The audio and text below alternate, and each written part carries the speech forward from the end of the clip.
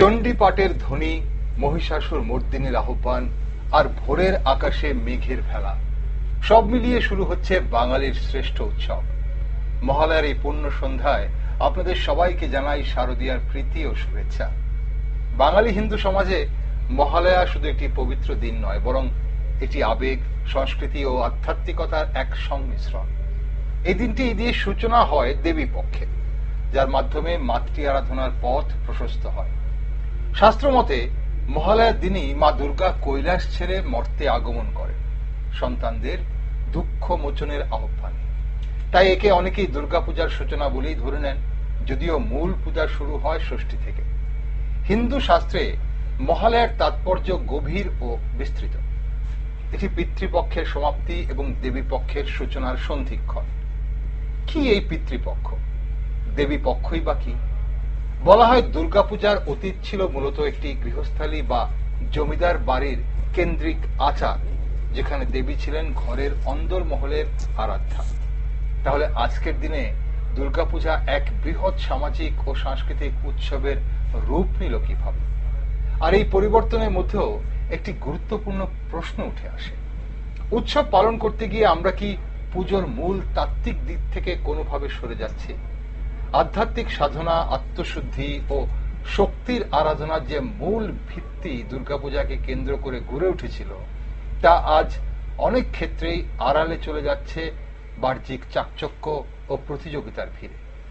তাই অনেকের মনে প্রশ্ন জাগে, আমাদের উৎসব মুখরতায় ধর্মীয় আচার কি কোনোভাবে প্রভাব পড়ছে? নমস্কার, আমি দীপেন আর আপনারা দেখছেন নিউজ ভ্যানগার্ড। মহালয়া, দেবীপক্ষ ও দুর্গাপূজার নানান দিক নিয়ে একটি আলোচনায় আজ আমার সাথে রয়েছেন আগরতলা জগন্নাথ জিউ মন্দিরের ধর্মপ্রচারক, ত্রিদণ্ডী স্বামী শ্রীমৎ ভক্তি সুন্দর সাগর মহারাজ এবং বিশিষ্ট লেখক, সাহিত্যিক, গবেষক ডক্টর আশিস বৈদ্য। দুজনকে স্বাগত আজকের অনুষ্ঠানে। ডক্টর বৈদ্য, হিন্দু শাস্ত্রে মহালয়ার ধর্মীয় ও আধ্যাত্মিক গুরুত্ব কিভাবে ব্যাখ্যা করা হয়? অনেকেই বলে মহালয়াকে শুভ মহালয়া বলতে নেই, এটাই বা কারণ কেন? বলবো দুটোই।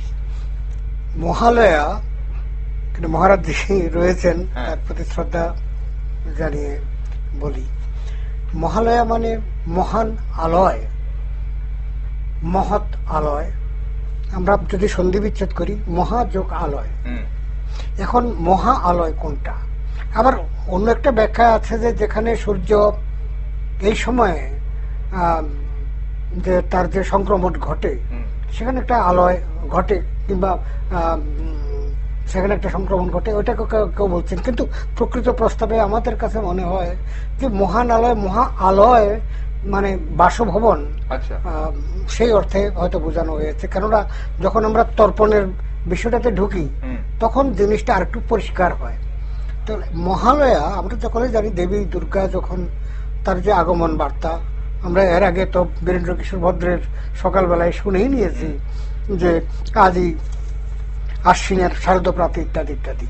তো সেখানে বাণী কুমারের রচনা, পঙ্কজ মল্লিকের সঙ্গীত পরিচালনা, এবং 1932 খ্রিস্টাব্দ থেকে কিন্তু চলে আসছে এবং আজ পর্যন্ত সেটি অম্লান। যদিও টিভির কল্যাণে এখন নতুন নতুন জিনিস পরিবেশিত হচ্ছে, কিন্তু এটা হচ্ছে না। এখন মহালয়া দেবীর যে বোধন আসছে সামনে, দেবী আসছেন, তার একটা বার্তা। আমরা ভাদ্র যে অমাবস্যা, সেই থেকে দেবী পক্ষ, তো সেই থেকে শুরু করে আশ্বিনী যে অমাবস্যা এই পর্যন্ত এটাকে দেবী পক্ষ বলা হচ্ছে। দেবী পক্ষ এর পরেই শুরু হয়েছে পিতৃপক্ষ, মানে মহালয়া। আজকে থেকে আমাদের পিতৃপক্ষ শুরু হয়েছে, 15 দিন থাকে এই ব্যাপারটা। তো এই যে আজকে সমাপন। ওকে, আসবো আপনার কাছে। আমি মহারাজের কাছে আসি। মহারাজ, দেবীপক্ষ শব্দটি কি কেবল দুর্গাপূজার প্রাককালিক সময় বোঝাতে ব্যবহৃত হয়, মানে নাকি এর কোনো গভীরত্ব রয়েছে বা গভীর কোনো তাৎপর্য রয়েছে? এই যে মহালয়ার সঙ্গে দেবী পক্ষ বা এই যে শুভ মহালয়া না বলার ব্যাপারটা, এটা মানে শাস্ত্রে কি বর্ণনা আছে? এটা পুরাণাদিতে কিংবা মার্কণ্ড পুরাণাদিতে যা কিছু আমরা পাই, এবং মহোদয় যেটা বলেছেন যে দেবী পক্ষ দেবীর আজ আগমন বার্তা, দেবী পক্ষ। আর যেটা পিতৃপক্ষ সেটা একটা পৃথক ব্যাপার, হয়তোবা সংযোগের সাথে সেটা মিশছে। আজকের এই যে মহালয়া সন্ধিক্ষণ, মহালয়া সন্ধিক্ষণ কিংবা আজকের যে অমাবস্যা দিনেতে তার অর্ধ দিবস প্রাপ্ত করে পিতৃপক্ষের যে সময়টা। বাকি আমাদের তো পক্ষকাল সম্পূর্ণ হয়ে গেছে। আচ্ছা, তো এরপরে দেবী পক্ষ বলা হয়, মানে হয়তোবা দেবী এই জগতে আসবেন।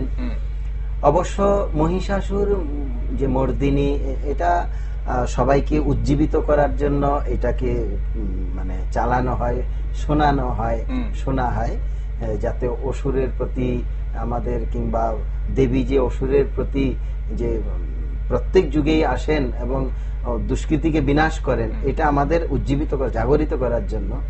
তো দেবী আজ মহিষাসুর মর্দন করেন নাই, আজকে তিনি এসছেন। আচ্ছা, আজকে এই যেটা মহোদয় পূর্বে বললেন, কৈলাস ছেড়ে তিনি মর্তলোকে এসছেন। এনার পিতৃয়ালয় এই মর্তভূমি, যেটা গিরিরাজ, সেই কৈলাস থেকে তিনি আসবেন হিমালয়। এবং মেনকা দেবীর খুবই আরতিতে ওনার কন্যা 1 বছর হয়ে গেল, আসছে না। তো এই ভাব মহালয়ার। তাহলে এই যে দেবী পক্ষ বলা হয়, দেবী পক্ষ কি মানে, পক্ষ মানে তো আমরা জানি আজ থেকে দেবীরই 15 দিনের জন্য শুরু হলো দেবী পক্ষ।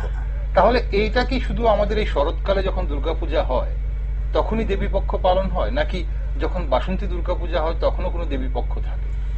হ্যাঁ, তখনও দেবী, বৈদিক শাস্ত্রে তো দেবী পক্ষের যে দুটো দিক আছে, একটা বৈদিক একটা পৌরাণিক। আচ্ছা, তো বাসন্তী পূজায় যেটা বসন্ত ঋতুতে হয়ে থাকে, সেখানে দেবী পক্ষের কথা রয়েছে, সেখানে নবরাত্রির কথা রয়েছে। তো সেটা হলো বৈদিক, এবং এটা যেটা হচ্ছে এটা হলো পৌরাণিক। আচ্ছা, হ্যাঁ, তো কাজেই এখানেও দেবী পক্ষের কথা রয়েছে, উল্লেখ রয়েছে। হ্যাঁ, অ্যাকচুয়ালি ওই তখন পিতৃপক্ষের কোনো সংযোগ নাই বলে ওই দেবী পক্ষটাকে আর পৃথক ভাবে কোনো ইয়ে করা হয় না, মানে তুলে ধরা হয় না। আর এই যে শারদীয় দুর্গা পূজা, এটা প্রকৃতির সাথে একটা সুন্দর মিল আছে বলে এটাতে একটা দেবী পক্ষের যে কথা, এবং এর পূর্বে যে পিতৃপক্ষ থাকে তার অন্তে দেবী পক্ষের শুরু, একটা সংযোগ রয়েছে, সেজন্য এখানে দেবী পক্ষটা ব্যবহার করা হয়। কিন্তু তাহলে ওই যে এই মহালয়াকে অনেকেই বলে, যখন আমরা শুভেচ্ছা জানাই, শারদীয়ার শুভেচ্ছা জানাই, দেবী পক্ষর শুভেচ্ছা জানাই, কিন্তু শুভ মহালয়া বলা হয় না, এটার কারণ কি ডক্টর বৈদ্য? এটার কারণ হচ্ছে আমাদের যখন দেবীর সংস্পৃক্ত যে কোনো বিষয়, তার আবাহন এবং তার বন্দনা বা তাকে নিয়ে যে কোনো অনুষ্ঠান, আধ্যাত্মিক অনুষ্ঠান, লোকসাহিত্য, লোক সংস্কৃতিগত কতগুলো দিকও এটাতে রয়েছে, সেটা আগমনী বিজয়ার প্রসঙ্গে আসা যাবে। আপনার ওই প্রথম প্রশ্নের কিন্তু একটা অংশ আমার বাকি ছিল, মহালয়া কি।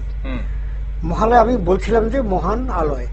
মহান আলয় বলতে আমরা বুঝবো যে মর্তলোকে, যেখানে তার অর্থাৎ আমাদের পিতৃপক্ষের সন্তান সন্ততিরা বসবাস করেন।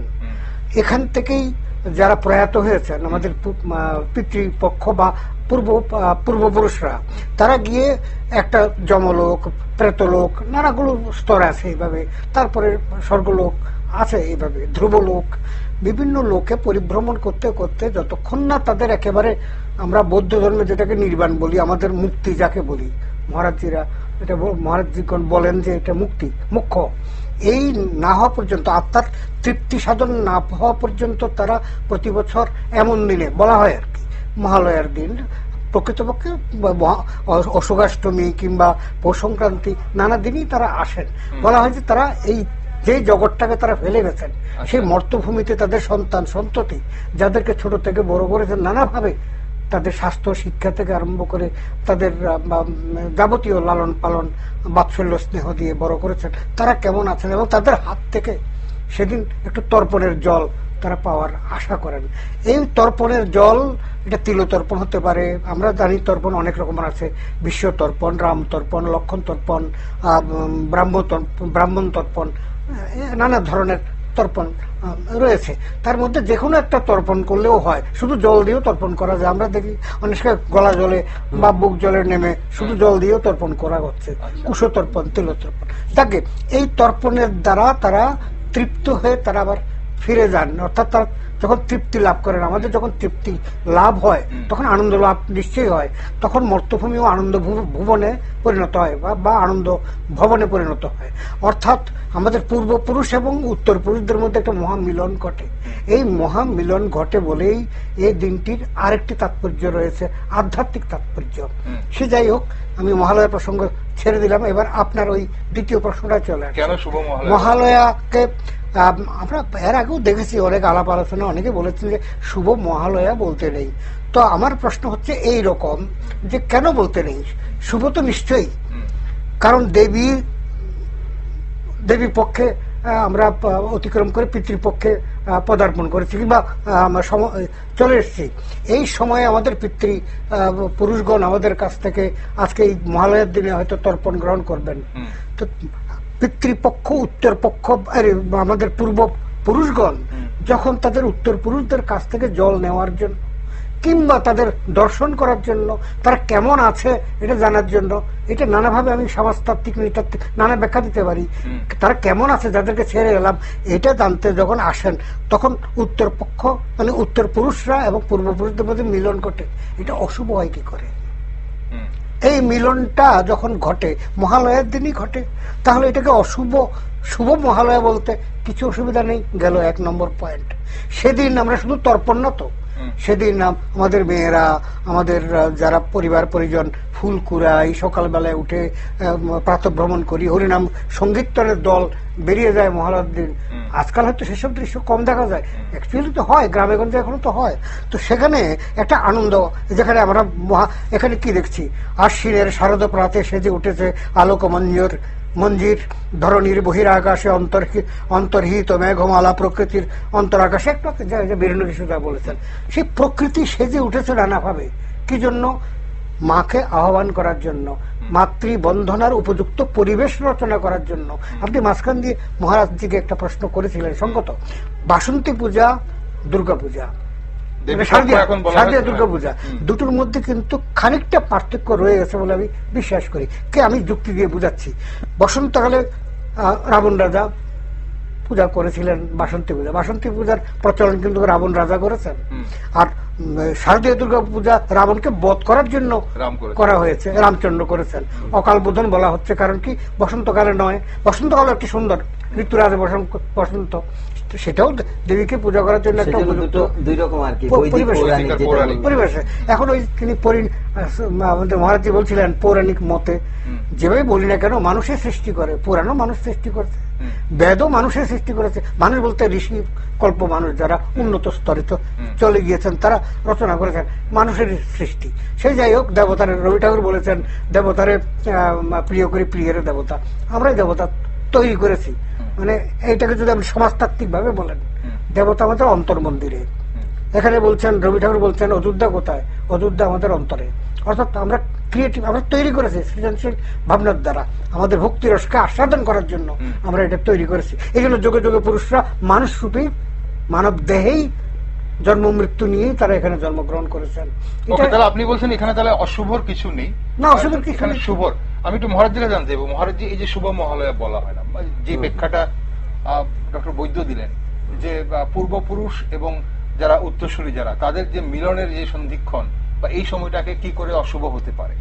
আবার অনেকেই বলেন যে মহালয়া তো যারা নেই এই পৃথিবীতে, যারা পূর্বসূরীরা যারা গত হয়েছেন তাদের উদ্দেশ্যে, তাদের স্মৃতির উদ্দেশ্যে তর্পণ করার একটা সময়, এবং তর্পণ বা এই ধরনের যখন আমরা স্মৃতির উদ্দেশ্যে কিছু দিই এটা কিভাবে শুভ হতে পারে, তার জন্য শুভ মহালয়া বলা হয়। আপনার ব্যাখ্যা?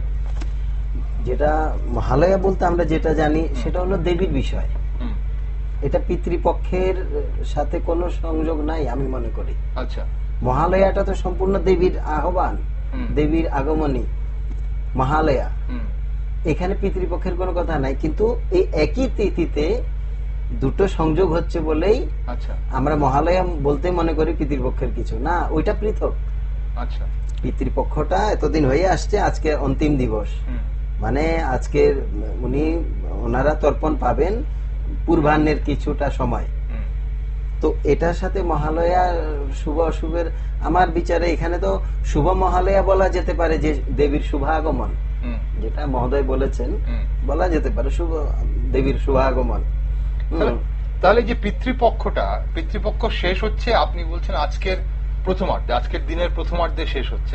তাহলে প্রথমার্ধে যদি শেষ হয় এটা শুরু হয় কবে থেকে? তাহলে পিতৃপক্ষ শুরু হয় কবে? এর পক্ষকাল পূর্বে থেকে শুরু হবে।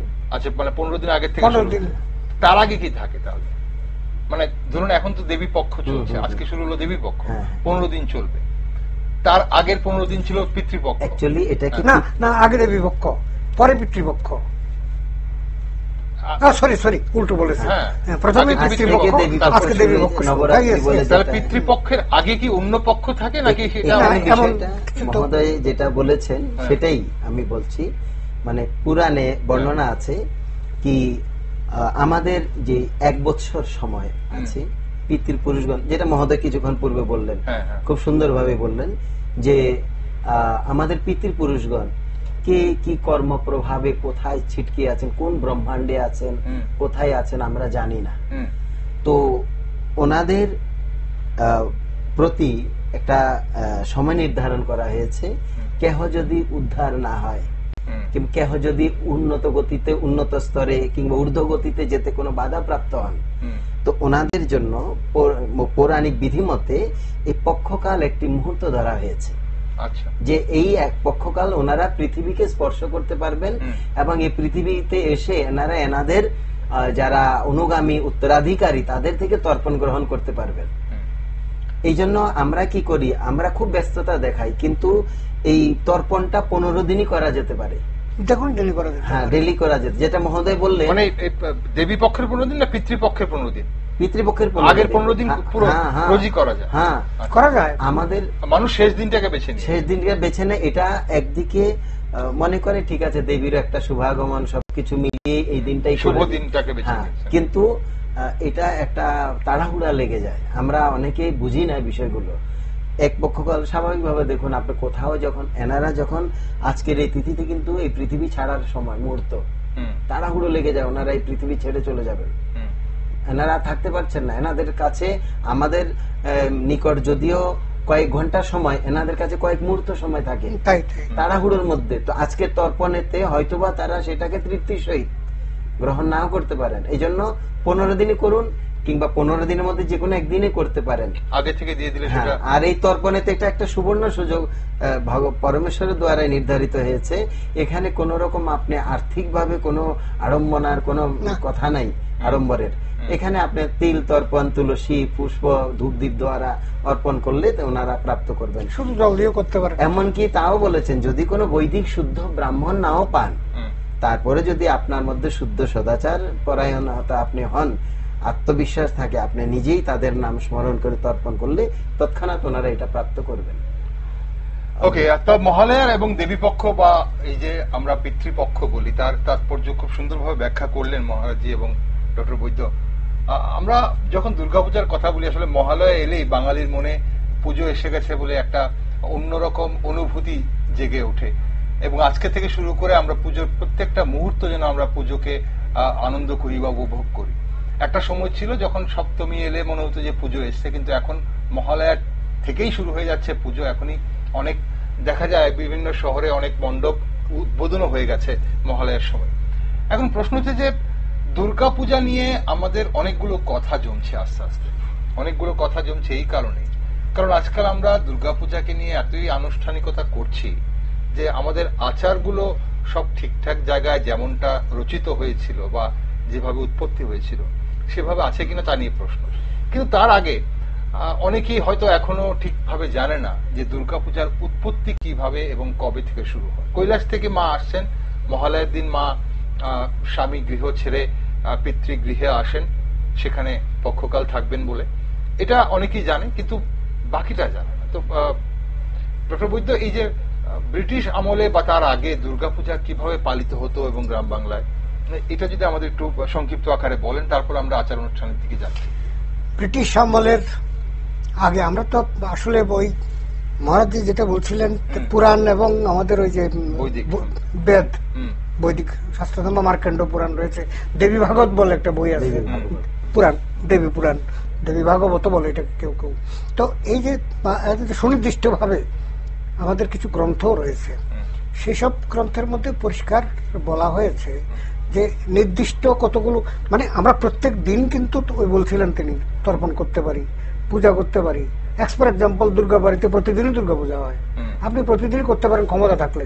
সেই আমাদের সীমিত, মানে আমাদের ক্ষমতা নেই বা সেই রকম করার মতো অত ধৈর্য, নিষ্ঠা বা কোথাও ব্যাঘাত ঘটতে পারে, কারণ নিষ্ঠা নিয়ে করতে হবে। এই জন্য আমাদের মানে বৈদিক ঋষিরা কিংবা পরবর্তীকালে যারা মুনি ঋষিরা, তারা কতগুলো নির্দিষ্ট দিন ধার্য করেছেন। তার ফলে লাভ হয়েছে কি, মানসিকভাবে আমাদের একটা প্রস্তুতি থাকে, মহালয়া আসছে বা দুর্গাপূজা আসছে বা ষষ্ঠী আসছে, এই মানসিক প্রস্তুতির জন্যই নির্দিষ্ট করে দিনটা দেওয়া। নাহলে আপনি কি প্রতিদিনই আমাদের সমস্ত অনুষ্ঠান যা যা বললাম সেগুলো সব দিন করতে পারেন। নেক্সট আপনার প্রশ্নটা কোনটা ছিল জানি না, আমরা এটাই প্রশ্ন যে দুর্গাপূজার উৎপত্তিটা আমরা তো সকলেই জানি, বা একটু আগে একটু আলোচনা হয়েছে। ওই প্রথম তো দুর্গাপূজার যিনি উদ্গাতা তিনি হচ্ছেন রাবণ রাজা, লঙ্কার অধিপতি রাবণ রাজা। তিনি মানে করতেন এবং করার ফলে কি ফল টল হয়েছে ওই ডিটেলসে যেতে চাইছি না। তারপরে তো চলে এলো আপনার ত্রেতা যুগ। ত্রেতা যুগে রামচন্দ্র, ভগবান শ্রীকৃষ্ণ, ভগবান স্বয়ং বৈকুণ্ঠ থেকে রাম অবতার রূপে আবির্ভূত হলেন। সেখানে রাবণের অত্যাচার অনেক বেড়ে গেল। মহিষাসুরকে যেমন ভগবান শ্রীকৃষ্ণের যেমন একটা বাণী ছিল, যদা যদা হি ধর্মস্য গ্লানি তৎ ভারত পরিত্রাণের সাধনা বিনাশায় দুষ্কৃতম ধর্ম সংস্থাপনাত্মায় সম্ভবামি যুগে যুগে। ঠিক তেমনি দুর্গারও একটা প্রতিজ্ঞা এই ধরনের আছে, আমি আমার মুখস্থ এই মুহূর্তে নেই, ঠিক এই রকমের। তাহলে তারা মহিষাসুর মর্দন তো করেছেন, এবং ত্রেতা যুগে এটা রাবণ তার অত্যাচারে, আপনারা জানেন যে রাবণ খুবই ঘোরতর অত্যাচারী হয়েছিল।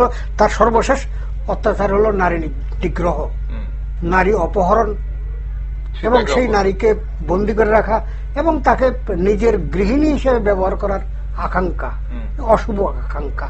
সেটাতে মানে রামচন্দ্র তাকে সমুচিত শিক্ষা দেওয়ার জন্য, এটা তো সবই লীলা, আমার বলা হচ্ছে যে এটা মহাপুরুষদের লীলা, রামচন্দ্র, কৃষ্ণ, কংসবধ, এগুলো সবই লীলা। তো যাই হোক, একটা কার্যকারণ তৈরি করতে হয়, সেভাবে সিচুয়েশন, কার্যকারণ তৈরি করে সিচুয়েশন তৈরি করেছে। এখন ত্রেতা যুগে এসে রামচন্দ্র রাবণ বধ করবেন, কিন্তু রাবণ তো অমরত্ব বধ পেয়ে বসে আছেন ব্রহ্মার কাছ থেকে, এবং তিনি এই বর পেয়েছেন যে আমাকে না নারী, না পুরুষ, না গন্ধর্ব, না অপ্সরা, না দেবতা কেউ আমাকে হত্যা করতে পারবে না। ভুলে নারীকে সে কাউন্টে আনেনি, নারীকে কাউন্টে আনেনি, এবং বলেছে না দিনে না রাত্রিতে। ত্রিসন্ধ্যার কথাটা আর মনে আসেনি। এই ত্রিসন্ধ্যা মানে না দিন না রাত্রি, একটা টাইম, না স্বর্গে না মর্তে, না পাতালে না মাটিতে। এইভাবে রক্তবীজের এই ধরনের একটা বর ছিল, হাতের মধ্যে তুলে কালী রূপে তিনি তাকে বধ করেছেন।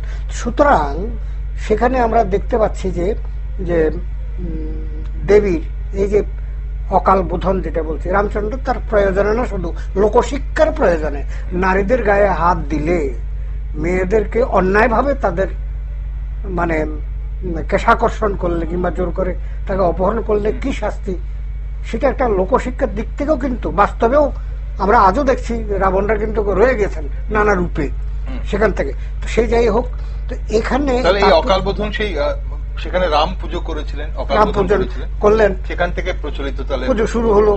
তারপরে কিন্তু আমরা বাংলায় জানি কংস নারায়ণ সর্বপ্রথম দুর্গাপূজা, সুবেদার বৈশ্য, তিনি হচ্ছেন একজন বৈশ্য অর্থাৎ কায়স্থ সম্প্রদায়ের। তিনি সংসার হারিয়েছেন, তার স্ত্রী পুত্রাদি তাকে ত্যাগ করেছে, সেটা পাওয়ার একটা, সে বনের জঙ্গলে ঘুরছিলেন।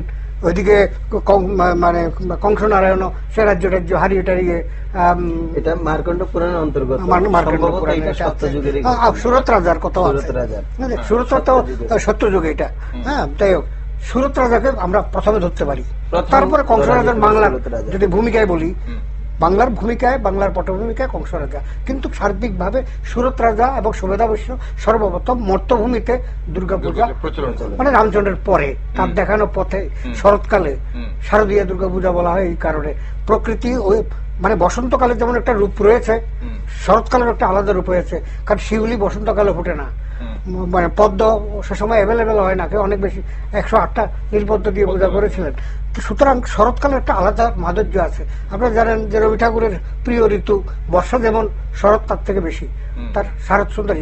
রবীন্দ্রনাথ ঠাকুরের চিন্তায় শরৎকালকে নিয়ে অনেক প্রবন্ধ আছে, অনেক কবিতা আছে। সে যাকে এখন কথা হচ্ছে এই সময়টা আরো একটা কৃষিকেন্দ্রিক দৃষ্টিভঙ্গিতে যদি আমরা কৃষিকেন্দ্রিক ব্যাপারটাতে আসবো, কিন্তু তার আগে আমরা একটু যে পুজোর উৎপত্তি দেখছি, তখন এইখানে মহারাজ এই যে বনেদী বাড়ির যে পুজো ছিল একটা সময় প্রচলিত আমাদের এই বাংলায়, বিশেষ করে দুর্গা পূজা হতো, সেই পূজা বারোয়ারি পূজায় উত্তরণ হয়ে গেল। এখন কিভাবে সেটাকে দেখেন যে মানে বনেদী বাড়িতে যখন পুজো হতো, পূজার আচার সর্বস্ব যেভাবে ছিল তৎকালীন সময়, যখন সেটা বারোয়ারিতে নেমে এলো, সেই আচার সর্বস্ব কি একই রয়ে গেল, একইভাবে ছিল? আর বর্তমানেও কি সেটা আচার বা রীতি যে রেওয়াজগুলো রয়েছে সেগুলো কি সম্পূর্ণভাবে ঠিকঠাক ভাবে হচ্ছে বলে মনে হয়? একটু তো ব্যতিক্রম মনেই হয়, কারণ ঘরোয়া ভাবে কিংবা বাড়ি ঘরে যে পুজোগুলো যেরকম শুদ্ধতা, আত্মশুদ্ধতা, সেখানে নিয়ম বিধিবিধান এর একটা বিষয় থাকে, সেটা সম্ভবত পঞ্চায়েতি যে অনুষ্ঠানগুলো পূজা পার্বণ গুলোতে সেটা দুর্লভ কিংবা অভাব থাকে স্বাভাবিকভাবে, এবং যারা আয়োজক তারাও বলে যে এটা আমাদের হয়ে ওঠে না, ওইটা একটা প্রদর্শনের মধ্যে থেকে যায়, দর্শনটা কম থাকে। ঠিক, মানে আজকের দিনে তো এখন দুর্গা পূজাকে শুধু একটি ধর্মীয় অনুষ্ঠান হিসেবে বিবেচনা করা হয় না, বরং এটা একটা সামাজিক উৎসব, দুর্গোৎসব আমরা বলি। তো এই রূপান্তরের কারণে ভক্তিতে কি কোনোভাবে কোন রকম অভাব বোধ কোন জায়গায় আপনারা দেখেন বলে মনে হয়? কারণ অনেকে এটা নিয়ে অনেক কিছু বলছে, একটু থাকে। আমাদেরকে আরো এদিকে অনুভূতির সহিত এই পূজা পার্বণ গুলোতে এগিয়ে যেতে হবে। সামাজিকতা তো অবশ্যই থাকবে, তার মধ্যে যে হৃদয়ের যে একটা দেবীর প্রতি শ্রদ্ধা, এটা অবশ্যই দরকার। এটা আমাদের দরকার এজন্য কি, এটা ছাড়া তো বাইরের দিকটা সবসময় স্থিতিশীল থাকবে না। এটা তো এখন আছে, পরে ঠিক থাকবে না। ভিতরটা যদি ঠিক থাকে তবেই তো বাইরে এসে তার প্রতিফলিত উজ্জ্বলতা প্রকাশ পায়। তো স্বাভাবিকভাবে এটা দেখা যাচ্ছে সেখানে ব্রতবিধির অনেকটা ইয়ে রয়েছে, এবং এটা বিশেষভাবে আমাদের সনাতনীদের এটা বোঝা উচিত যে আমরা এই পূজাটা যেন আন্তরিকতার সহিত করি, এবং সেখানে হ্যাঁ একটা ব্যবস্থা থাকবে, যাদের যেখানে বিত্তশালী লোক আছে, সামর্থ্যবান লোক আছে, তাদের থেকে কিছু অর্থ নিয়ে পূজাটা করে নিচ মানে যারা গরিব শ্রেণীর লোক তাদেরকে কিছু খাওয়া দাওয়া, বস্ত্র আদি দেওয়া, এটা স্বাভাবিক, ঠিক আছে। কিন্তু সেক্ষেত্রে যেন শুদ্ধতাটাও আমাদের বজিয়ে থাকে। সামাজিকতার পাশাপাশি আমাদের মানে আধ্যাত্মিক দিকটা, ধর্মীয় দিকটাকে গুরুত্বটা যেন কোনোভাবে কম না হয় সেদিকেও খেয়াল রাখতে হবে। আজকে এটা একটা আমি একটু কথা আপনাকে বলি এই বিষয়টা। যেমন আমরা পূজা অর্চনা সবকিছু যাই কিছু করি, কিন্তু আমরা তো সনাতনী, আমাদের তো এনারা দেবদেবী, আমরা পুজো করি, পুজোর পরে কি করি, এই মূর্তিগুলো যে কোনো জায়গায় রেখে দিচ্ছি। এই যে গত কদিন আগে বিশ্বকর্মা পূজা গেল, বিশ্বকর্মার মূর্তি যে কোনো জায়গায় দেখা যাচ্ছে, শনিদেবের মূর্তি যে কোনো জায়গায় দেখা যাচ্ছে। যদি এখানে যদি একটা মর্যাদাপূর্ণ না হয়, তাহলে আমরাই আমাদের ধর্মটাকে একটা তুচ্ছতাচ্ছল্যতা করছি। এজন্য আমি এই চ্যানেলের মাধ্যমে সকল সনাতনীগণকে বিনম্রভাবে আমি নিবেদন করব, আপনারা এদিকে একটু লক্ষ্য করবেন, এবং নিজ নিজ সীমানা এরিয়াতে যেন কোনো দেবদেবীর মূর্তি এইভাবে মানে অবহেলিত ভাবে পড়ে না থাকে। যেহেতু আপনি ঘর থেকে বের করেছেন, তাহলে অবশ্যই বিসর্জন দেন। আমাদের ত্রিপুরা রাজ্যে জলাশয়ের কোনো অভাব নাই, অনেক জলাশয় আছে, যে কোনো জলাশয়তে আপনি নিরঞ্জন করতে পারেন। কারণ এই মূর্তি এগুলো খুবই অন্যায় এবং ঠিক নয়। স্বাভাবিকভাবে এই জগতের কোনো ব্যক্তি যদি কোনো তাদের ওনার প্রতিচ্ছবি প্রতিকৃতি কোনো ড্রেনের উপরে থাকে, তো ওই ব্যক্তির সহ্য হবে না। তো দেবদেবীগণের মূর্তি এইভাবে যদি থাকে, তাদের সহ্য হবে কি? একদমই না, এনারাও তো রুষ্ট হবেন আমাদের। এখন এখানে অবশ্যই পুজো করার পর সেই প্রতিমাগুলোকে আমরা যদি নতুন কোনো প্রতিমা স্থাপন করি বা ঘরে আনি, তাহলে পুরনো প্রতিমাকে বিসর্জন দেওয়ার রীতি রয়েছে আমাদের, অবশ্যই ধর্মীয় রীতি রয়েছে।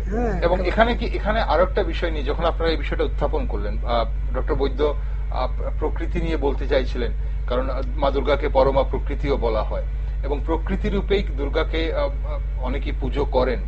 এখন এই যে তার আগে আমি এই বিষয়টাতে যাইবো, যেটা মহারাজজি বলছিলেন যে পুজো হয়ে যাওয়ার পর এই যে প্রতিমাগুলোকে অবহেলা করে কোনো একটা জায়গায় রেখে দিয়ে চলে আসা, আমার ত্রিসীমানার বাইরে কোথাও একটা রেখে দিতে পারলে আমার দায়িত্ব খালাস, এই জায়গাটা থেকে আমরা কি করে বেরিয়ে আসবো? এই বিষয়টা অত্যন্ত বিসদৃশ, নিন্দনীয়, ধর্ম বহির্ভূত, আধ্যাত্মিকতা বহির্ভূত কোন রকমের, অর্থাৎ আমরা কাজটা করলাম, যে উন্মাদনা, যে উৎসাহ, যে উদ্দীপনায় কাজটা করলাম মায়ের, সেখানে মহারাজ যেটা বলছিলেন কোথাও না কোথাও ভক্তির একটু ঘাটতি আমাদের থেকেই যাচ্ছে।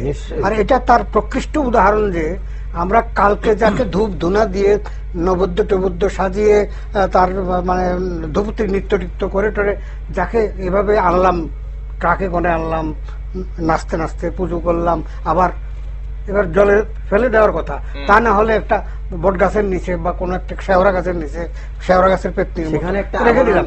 রেখে দেওয়ার পরে প্রথমে দেখলাম যে চুল খুলে গেল, তারপর তার বস্ত্র খুলে গেল, তারপরে সব খুলতে খুলতে তখন সেটা সে একটা মাটির প্রতিমা হয়ে যায়, তখন সে একটা মাটির দলা, অমর্যাদা। এটা অমর্যাদা, মানে যাকে যেই মূর্তিটা আপনি প্রাণ প্রতিষ্ঠা করলেন, সে প্রাণ প্রতিষ্ঠা অবশ্য পূজা শেষে ব্রাহ্মণরা সেটা ঘট নাড়িয়ে দিলেই প্রাণ প্রতিষ্ঠার ব্যাপারটা শেষ হয়ে যায়, নো ডাউট, সেভাবে একটা গোজামিল দেওয়া হয়। কিন্তু আলটিমেটলি যাকে আমরা মনে করেন একটা মানুষ মরে গেল, এবার আমি জায়গা চলে আসি, মরে গেলে তার প্রাণটা নাই, আত্মাটা নাই, প্রমাণিত হয়ে গেল, ডাক্তার ডেথ সার্টিফিকেট দিয়ে দিল। এখন আমি ডিল দিয়ে ওই চীন দেশে যেমন পাহাড় থেকে গড়িয়ে ফেলে দেওয়া হতো, শকুনে খাবে, আমরা কি সেভাবে এখন ফেলে দেই? কেন দেই না? না, তার দেহটার একটা সৎকার হওয়া দরকার। মুসলমানরা তাদের মতো করে কবর দেয়, খ্রিস্টানরা তাদের মতো করে কবর দেয়, আমরা সাধু সন্ন্যাসীদের কেউ কেউ আবার কবর দেওয়ার ব্যাপারটা আছে, মানে তখন আমরা কবর শব্দটা ব্যবহার করি না, সমাধি বলি, সমাধিস্থ করা ব্যাপারটা আছে। আবার আমরা এখন জ্বালাই বা পুড়িয়ে দেই, পঞ্চভূতে বিল করে দেই, যাতে তার অমর্যাদা না হয়, দেহটার যাতে কোনো অমর্যাদা না হয়, সে বিষয়ে কিন্তু আমরা সতর্ক।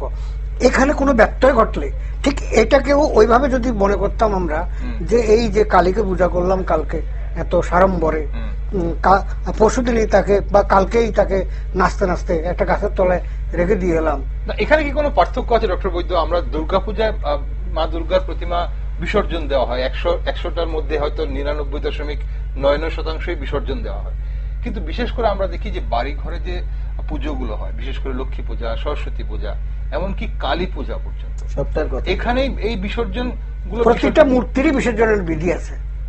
আচ্ছা, আপনি রাস্তার ঘাটে ফেলে দেওয়ার মতো কোনো শাস্ত্রে কোথাও লেখা নেই আপনি পূজার পরে মূর্তিটা ওই বট গাছের নিচে রেখে আসবেন। এটা হচ্ছে আমাদের নিজেদের ফাঁকি দেওয়ার জন্য, কথাটা পরিশ্রম কমাবার জন্য। যেহেতু ঘর থেকে বের করে দেওয়া হয়েছে, তাহলে নিশ্চয়ই নিরঞ্জনে যাও। নিরঞ্জন ব্যাপারটা আছে হিন্দু শাস্ত্রে, নিরঞ্জন বিশেষ করে কালী মূর্তির সঙ্গে এটা দেখা যায়। আপনি দেখুন, মা কালীর পুজো তো সারা বছর অনেকগুলো পুজো হয়, এবং এই পুজো সব বট গাছের নিচে কোন একটা জায়গায় স্থান পায়। দেখুন না, মজার ব্যাপার, কালকে এক জায়গাতে কথা হচ্ছিল, কার্নিভাল হচ্ছে, বলা হচ্ছে পুরস্কারের ব্যাপারটার সঙ্গে আমাদের শৃঙ্খলা বোর্ডটা কিভাবে বাধা হচ্ছে, মানে অন্তর শৃঙ্খলা আসছে না, অন্তর থেকে শৃঙ্খলা বোর্ডটা আসছে না।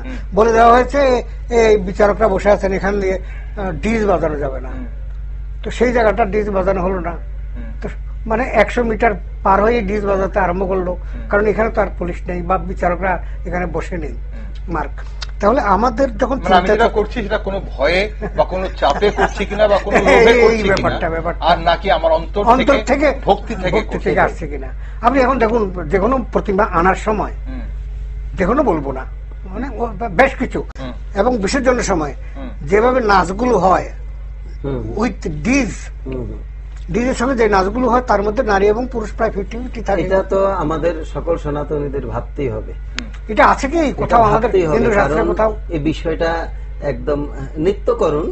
মাকে বিসর্জন দেওয়ার সময় রং খেলা, হ্যাঁ, দেবীকে আনতে গিয়ে নৃত্য করুন, কিন্তু দেবীকে বিসর্জন দেওয়ার সময় দেবীর গান বাজিয়ে নৃত্য করুন, দেবীর মহিমা সূচক গান বাজিয়ে। এটা তো জল মাথার উপর দিয়ে গড়াচ্ছে। এখন কাণ্ড জ্ঞানী বিষয়টা নিয়ে আমরা একটা অন্য বিষয়ে চলে গেলাম আজ এই সন্ধ্যায়। এই যে এগুলো বিষয়ে সচেতন হওয়া জরুরি, প্রয়োজন, এবং এই বিষয়টাতে মানে সত্যি মাথার উপর দিয়ে জল গড়াচ্ছে, কারণ অনেকগুলো অভিযোগ তারস্বরে গান বাজিয়ে বা যে ধরনের অঙ্গভঙ্গি করে আমরা রাস্তার মধ্যে নাচ করছি, এবং পুরুষ মহিলা নির্বিশেষে যেভাবে আমরা আমাদের এই যে উৎসবের আনন্দে আমরা যেভাবে উল্লাসিত হচ্ছি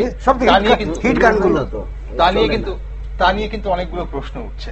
এখন মহারাজ, আপনি কি মনে করেন যে বর্তমান প্রজন্ম দুর্গাপূজার অন্তর্নিহিত আধ্যাত্মিকতা উপলব্ধি করতে পারছে?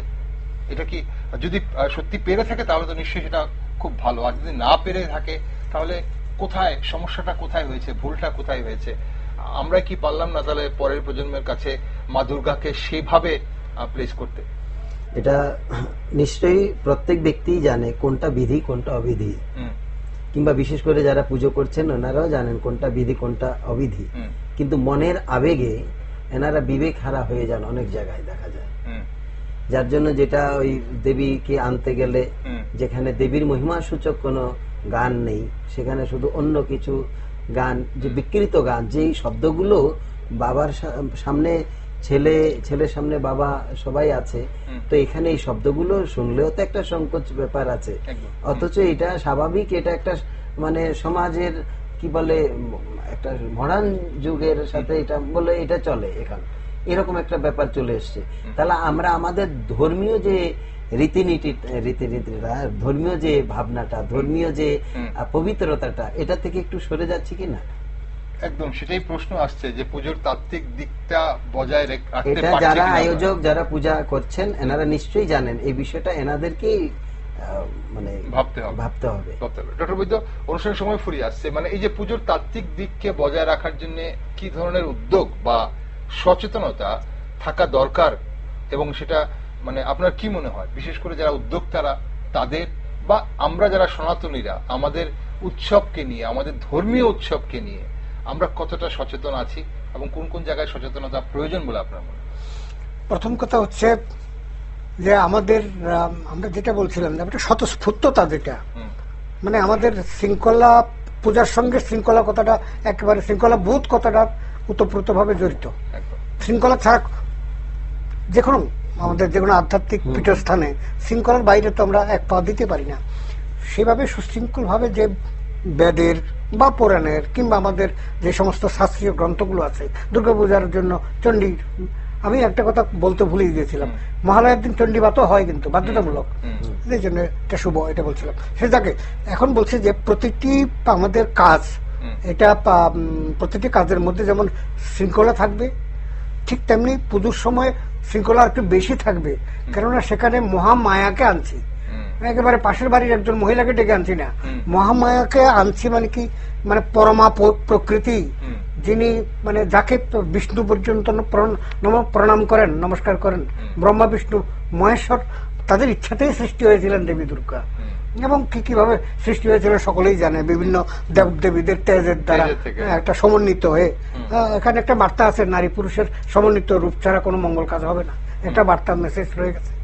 এখন সেই শৃঙ্খলা বোধ রাখতে হলে আমার প্যান্ডেল বানাতে হবে এমন ভাবে যাতে এই প্যান্ডেলটা অন্য কোনো মানে কোথাও আপনারা দেখবেন হয়তো আগামী বছর বা তার পরের বছর এমন অর্ডার পেয়ে যাবেন যে অত ফুটের বেশি প্রতিমা হতে পারবে না, অত ফুটের বেশি প্যান্ডেল হতে পারবে না, বা এই আইটেম, একটা রথের অ্যাক্সিডেন্ট হওয়ার পরে বলা হয়েছিল যে এই আইটেম রথে ব্যবহার করা যাবে। আমাদের কেন বাধ্য করা হচ্ছে, করা দরকার হয়ে পড়ছে যে এই শৃঙ্খলাগুলো মেনটেন, সবকিছু।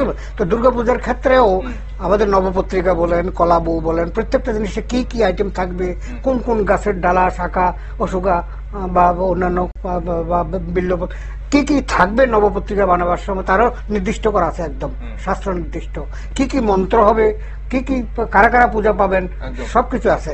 এইটা একটা মানতে হবে। সেই সঙ্গে সঙ্গে আমরা প্যান্ডেল যখন বানাই, এখন ক্লাবগুলো অনেক সময় তাদের মধ্যে একটা প্রতিযোগী ভাবও থাকে, সাংস্কৃতিক প্রতিযোগিতা একটা ভাব থাকে, নট ব্যাড, এটা একটা মানে আমরা কত সুন্দর করতে পারি সেটা এক জিনিস, সেটার সঙ্গে ভক্তির কোনো ক্ল্যাশ নেই।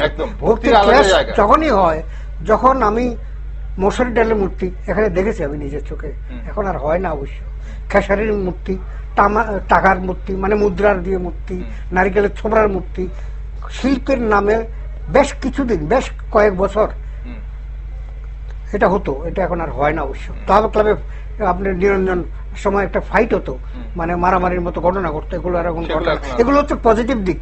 এখন পূজার সময় তারা একটু বস্ত্রদান, অন্নদান এগুলো করে, এটা পজিটিভ দিক। এখন সামাজিকতা অনেক বেড়েছে, আরো কিছু জিনিস, সামাজিকতা এই জিনিসটা আর কিছু এগুলো সামাজিক সমস্যা। আগে যেরকম একটা বিসর্জনের সময় একটা উত্তেজিত ভাব থাকতো, এই ব্যাপারটা কমেছে, এটা আজকে 2-3 বছর ধরেই একটা সুন্দর আমাদের এখন এটা কমেছে অনেক। ঠিক, আমরা সাধুসঙ্গের মাধ্যমে বিসর্জন, এটা একটা কিন্তু সুন্দর ব্যবস্থা, একটা ভালো দিক। আমরা অবশ্যই সবকিছু তো নেতিবাচক নয়, ইতিবাচক দিক প্রচুর রয়েছে। তো 1432 নিষ্ঠা এবং ভক্তি দুটো শব্দকে কিন্তু সবসময় অন্তরে রাখতে হবে, এবং আমাদের এই উৎসবকে আমাদেরই কিন্তু ধরে রাখতে হবে, সংস্কৃতি আমাদেরই ধরে রাখতে হবে। অসংখ্য ধন্যবাদ মহারাজ, আপনাকেও ধন্যবাদ। ডক্টর বৈদ্য, আপনাকেও ধন্যবাদ। আজকের এই অনুষ্ঠানে আপনারা আলোচনা করলেন 1432 সনের দুর্গোৎসব আপনাদের দুজনেরই ভালো কাটুক, সবাইকে নিয়ে আপনারা ভালো থাকবেন। দর্শক বন্ধুরা, দুর্গাপূজা সনাতন ধর্মাবলীদের চিরকালীন শাশ্বত সার্বজনীন উৎসব। পুজো এলেই শৈশবের বহু স্মৃতি আমাদের নস্টালজিক করে তোলে। সময়ের সাথে সাথে পুজোর ধরনের অনেক পরিবর্তন এসেছে। অনেকেই মনে করেন বিনোদনকে প্রাধান্য দিতে গিয়ে ধর্মীয় অনুভূতির বিষয়টা অনেকটাই ম্লান হয়ে যাচ্ছে, যার ফলে প্রাণের স্পন্দন, আত্মজাগরণ কিংবা আত্মশুদ্ধির বিষয়গুলো গৌণ হয়ে যাচ্ছে দিন দিন। পুজো হোক জগতের সকল জীবের কল্যাণের জন্য। মহালয়ার পবিত্র সন্ধ্যায় আপনাকে ও আপনার পরিবারকে আবারও জানাই শারদীয়ার আন্তরিক শুভেচ্ছা ও শুভকামনা। উৎসবের দিনগুলো আপনাদের সবার ভালো কাটুক, আনন্দে কাটুক। আর পুজোর সব খবর দেখার জন্য চোখ রাখুন শুধুমাত্র নিউজ ভ্যানগার্ডে।